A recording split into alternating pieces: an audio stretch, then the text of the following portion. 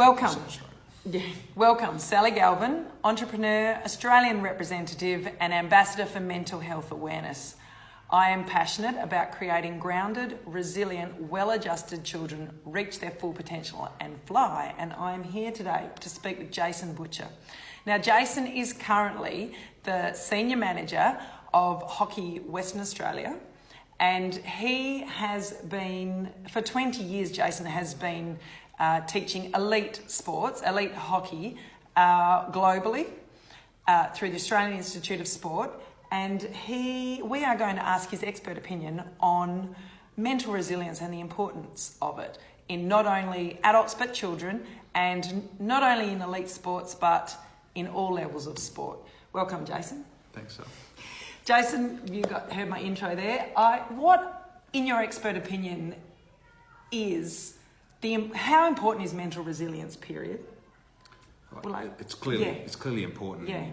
Whether it's high performance sport or just in life, I suppose. We were talking earlier about some of the statistics and some of the challenges that people are facing in today's society. So it's clearly important, and I think certainly no expert, even though I've been involved in high performance sport for a long time. But I also think, as we'll probably unpack in this chat, it's complicated, and there's lots of layers and there's lots of different things that we need to look at. So it's not an easy, simple thing to understand or to address, I suppose. No, it can't be put in a box, can it? Anything to do with mental health can't be put in a box.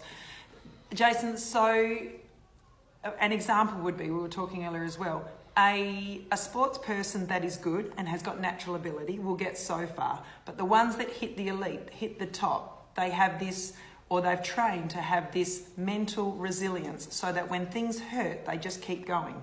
And then they might kick that. They think clearly under pressure, or they have the physical ability to step up and kick that last goal, or win a game under pressure. What do you guys have, or do you what importance do you put on that? What you guys do? I think it's massive. It's difficult for us because a lot of our programs are more touch point programs. So our state teams, for example, we have 24 state teams from different ages, and they train for 10, 12 weeks, a few times a week, and then go away to a tournament. Yeah. And obviously, a lot of them will play from year to year, so you build up an understanding around what your desired culture is and what the expectations are, and how that all looks, and plus they progress because they deal with those demands and they perform with those demands. But certainly, maybe not so much the mental resilience or resolve. I'll talk about the word resilience in a second, but we have a massive focus on our culture, which is probably the platform that underpins all of that. We talk a lot about our culture in terms of being a team first culture, people acting in a selfless way that's about contributing to the team and not being focused on what they're getting out of themselves. And so those things, I think, when you promote and champion those things, actually allow people to get outside of themselves and think of things in terms of contributing to something bigger than themselves, which I don't know the full science of it, but that seems to take away some of that internalisation of how you're going yourself. Yeah, absolutely, brilliant. And so, you said you were going to touch on or expand on resilience. Give me, from an elite sports coach perspective. I think the word resilience is interesting as a starting point. This might be a rabbit warren you don't want to go down, but there's a book called Anti-Fragile from a guy called Nassim Taleb, I think his name is, and one of the base concepts there is that he talks about resilience being something that where you're absorbing things, and which sort of makes sense. But to me, his concept of anti-fragile, in terms of how you develop athletes and teams, makes a bit more sense, or is a better way of looking at it, because the concept of anti-fragile is that every time you challenge yourself or you go outside of what your current capacity is, that you grow a little bit stronger. Yeah. And to me, that's a way of looking at things, because we're trying to grow and become stronger versus just survive and absorb things. So the word resilience, to me, is it might be semantics, but the word resilience is a problem in itself, I think.